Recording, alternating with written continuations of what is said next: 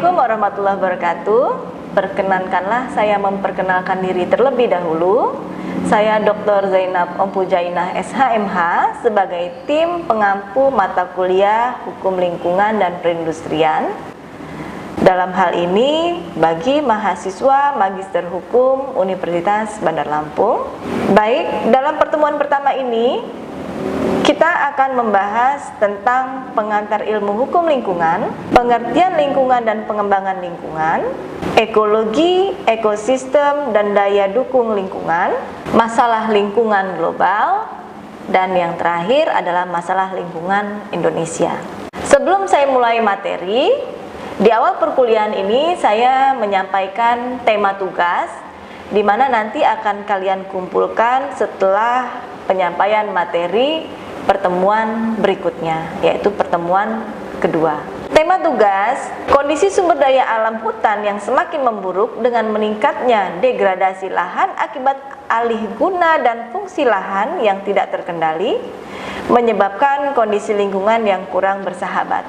Dan tema kita adalah bagaimana kebijakan pemerintah dalam menangani hal ini. Silahkan kalian buat tugas berbentuk makalah yang terdiri dari pendahuluan, latar belakang, permasalahan, pembahasan, kesimpulan. Dan untuk sistematika penulisan, jangan lupa untuk mencantumkan kutipan footnote pada setiap kutipan yang kalian ambil. Baik, selamat mengerjakan tugas. Kita lanjut untuk materi pertemuan perkuliahan kita yang pertama. Pengantar ilmu hukum lingkungan. Dalam mata kuliah ini, khususnya hukum lingkungan dan perindustrian, diberikan dengan tujuan utama agar mahasiswa dapat memahami aspek-aspek hukum yang berkaitan dengan perlindungan lingkungan. Dan dalam mata kuliah ini, mahasiswa diajak untuk memahami konsep-konsep pembangunan berkelanjutan atau sustainable development. Selain itu, agar tingkah laku manusia dalam melaksanakan pembangunan dapat dikendalikan, maka diajarkan pula instrumen-instrumen hukum seperti hukum administrasi, perdata, pidana, dan internasional yang dapat ditegakkan dalam upaya perlindungan hukum lingkungan. Pengertian hukum lingkungan dalam kata lain, yaitu bahasa Inggris, disebut dengan environment. Pengertian hukum lingkungan menurut Undang-Undang 32 2009 adalah kesatuan ruang dengan semua benda, daya, keadaan, dan makhluk hidup termasuk manusia dan perilakunya yang mempengaruhi alam itu sendiri, kelangsungan peri kehidupan dan kesejahteraan manusia serta makhluk hidup lainnya. Menurut L.L. Bernard, lingkungan dibagi ke dalam 4 bagian, yaitu lingkungan biologi atau organis, lingkungan fisik, tanah, udara, laut, dan lain-lain, lingkungan sosial, dan lingkungan komposit, yaitu lingkungan yang diatur secara institusional berupa lembaga-lembaga masyarakat. Sedangkan ekologi, ekosistem, dan daya dukung lainnya dalam hukum lingkungan, ekosistem menurut Undang-Undang 35 2009 pasal 1 angka 5 adalah tatanan unsur lingkungan hidup yang merupakan kesatuan utuh, menyeluruh, dan saling mempengaruhi stabilitas dan produktivitas lingkungan hidup.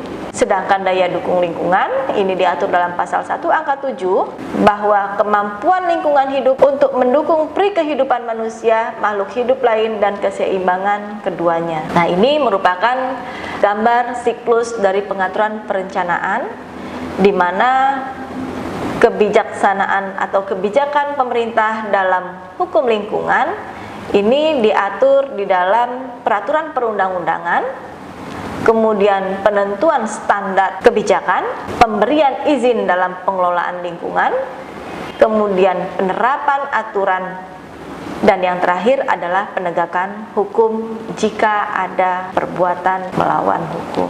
Ekologi secara etimologi berasal dari kata oikos yang berarti rumah tangga dan logos yang berarti ilmu.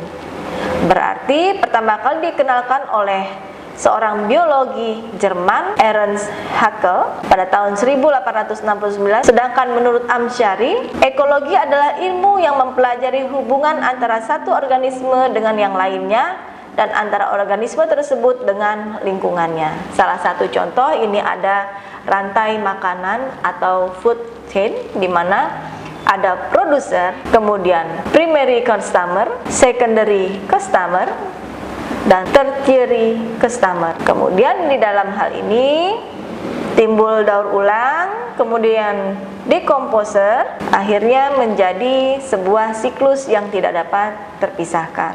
Masalah lingkungan global, yaitu masalah lingkungan di negara berkembang pada dasarnya disebabkan oleh faktor kemiskinan. Kemudian eksploitasi sumber daya alam secara tidak terencana, penyusutan hutan, dan polusi udara. Nah, dari masalah lingkungan ini di negara maju disebabkan karena industrialisasi yang mengakibatkan polusi udara, kebisingan, menipisnya lapisan ozon, global warming, dan pencemaran air udara. Dan masalah lingkungan pada umumnya disebabkan oleh perkembangan iptek dan penduduk. Kemudian lanjutannya, pembangunan pada dasar pembawaan perubahan besar yang meliputi perubahan struktur ekonomi, fisik wilayah, pola konsumsi, sumber alam, dan lingkungan hidup, perubahan teknologi, perubahan sistem nilai, yang pada akhirnya menimbulkan masalah di mana permasalahan tersebut dipengaruhi oleh 4 faktor. Faktor pertama yaitu perkembangan penduduk dan masyarakat, kemudian yang kedua perkembangan sumber alam dan lingkungan, yang ketiga perkembangan teknologi dan kebudayaan, dan yang terakhir adalah perkembangan ruang lingkup internasional. Baik, pada pertemuan pertama ini saya cukupkan.